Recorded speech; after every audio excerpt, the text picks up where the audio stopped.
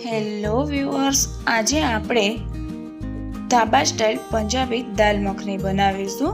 તેના માટે મેં આખા ફોતરાવાળી અડદ 250 ગ્રામ લીધેલ છે અને રાજમા 50 ગ્રામ લીધેલ છે। તેને 2 કલાક પાણીમાં પલાળી તેનું પાણી કાઢી ફરી પાછું બીજું પાણી એડ કરી તેને સારી રીતે ધોઈ લેવાની છે। અહીં આપણે 2 થી 3 વખત પાણી ચેન્જ કરીશું। તમે વિડીયોમાં જોઈ શકો છો તેમ 2 હાથેથી દાળને ધોવાની છે, જેથી કરી તમને દાળનો કલર છૂટો પડતો દેખાશે। ફરી પાછું બીજું પાણી એડ કરી દાળને ધોઈ લેવાની છે। આ રીતે દાળને 3 થી 4 વખત ધોશો એટલે પાણી ક્લિયર દેખાશે। તમે જોઈ શકો છો કે હવે પાણી ક્લિયર દેખાવા લાગ્યું છે। ત્યાર પછી એક કોટનનું કપડું કે મલમલનું કપડું લઈ દાળ માટેની પોટલી તૈયાર કરવાની છે। 1 ગાંઠિયો લસણનો, અડધો ઇંચ આદુના ટુકડા, 2 થી 3 નાના તજ, 3 નંગ એલચી એડ કરી પોટલી વાળી લેશું।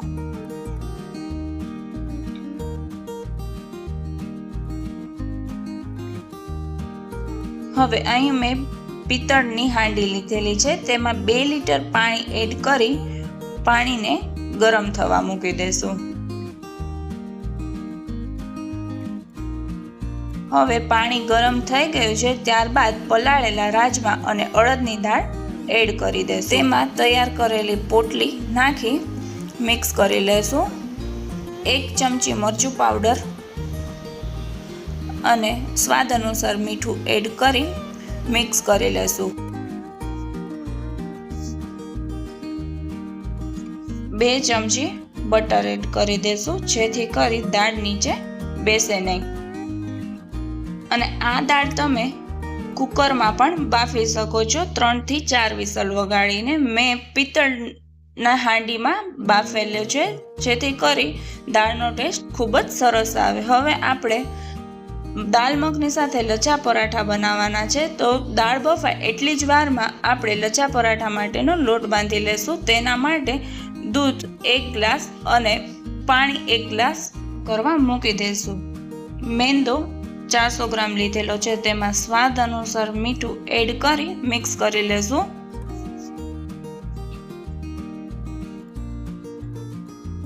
હવે દૂધ ગરમ થઈ ગયું છે, તેને એડ કરી ચમચીએથી મિક્સ કરશું। ચમચીએથી એટલે મિક્સ કરવાનું છે કે દૂધ છે તે ગરમ છે એટલા માટે। ઠંડુ પડે ત્યારબાદ હાથેથી લોટ બાંધી લેશું। તમે જોઈ શકો છો પરોઠા જેટલો કઠણ લોટ બાંધવાનો છે અને 2 થી 3 કલાક રેસ્ટ આપી દેવાનો છે।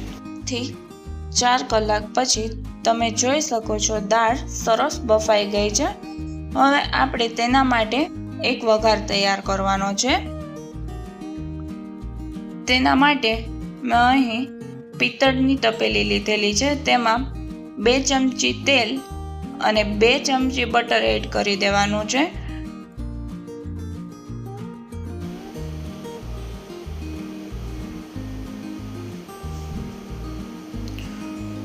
બટર પીગળે ત્યારબાદ આદુ અને લસણની પેસ્ટ એડ કરી દેવાની છે। આપણે આદુ અને લસણની સ્મેલ ઉડે એટલું જ સાતળવાનું છે।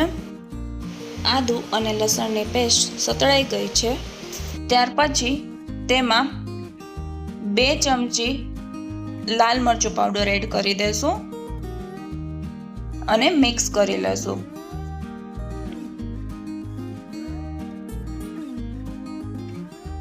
હવે તમે જોઈ શકો છો કે તેલ છૂટું પડતું દેખાય છે। ત્યારબાદ તેમાં ફ્રેશ ટમેટાની પ્યુરી એડ કરીશું।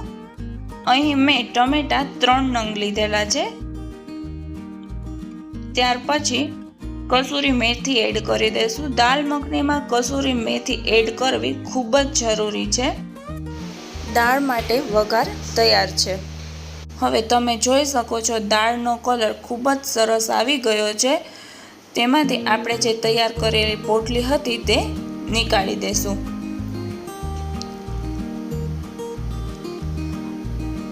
અને તૈયાર કરેલો વઘાર એડ કરી દેશું. એડ કરતો જવાનું છે અને મિક્સ કરતા જાશું.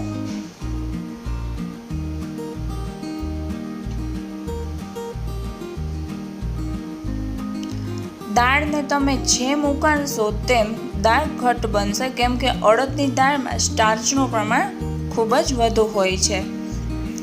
ત્યાર પછી 2 ચમચી ફરી પાછું બટર એડ કરી દેશું.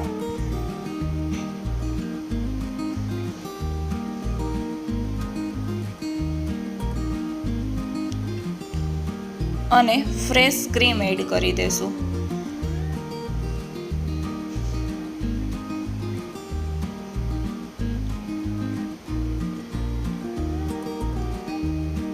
હવે તમે જોઈ શકો છો કે દાળમાં સાઈન આવવા લાગી છે.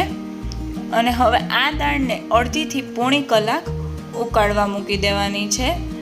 તમે જેમ દાળ ઉકાળશો તેમ દાળનો ટેસ્ટ સારો આવશે. બટર અને ક્રીમ તમારી રીતે ઓછું વધતું એડ કરી શકો છો. હવે અડધી પોણી કલાક પછી દાલ મખની તૈયાર છે. ત્યારબાદ આપણે લચ્છા પરાઠા બનાવવાના છે.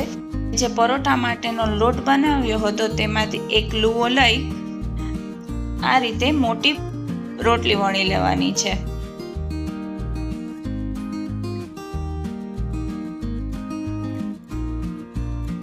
તેમાં ઘી સ્પ્રેડ કરી દેશું.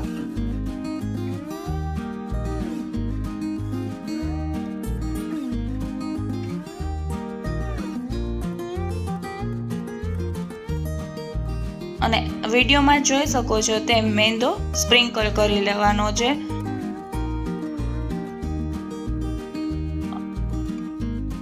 અને રોટલીને આ રીતે વાળી લેવાની છે.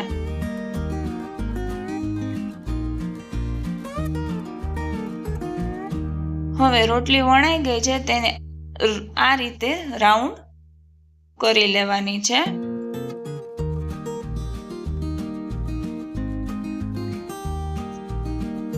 અને હાથેથી પ્રેસ કરી અને હળવા હાથે પછી તેને વણી લેશું.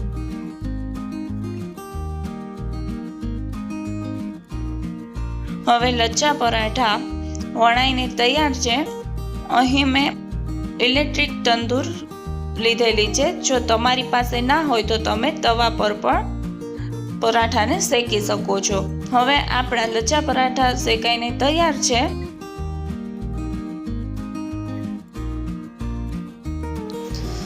દાલ મખનીને સર્વિંગ બાઉલમાં કાઢી ફ્રેશ ક્રીમ, કોથમીર અને બટરથી ગાર્નિશ કરી રાઈસ અને લચ્છા પરાઠા સાથે સર્વ કરીશું. જો તમને મારો વિડીયો ગમ્યો હોય તો લાઈક, શેર અને સબસ્ક્રાઈબ કરવાનું ના ભૂલતા.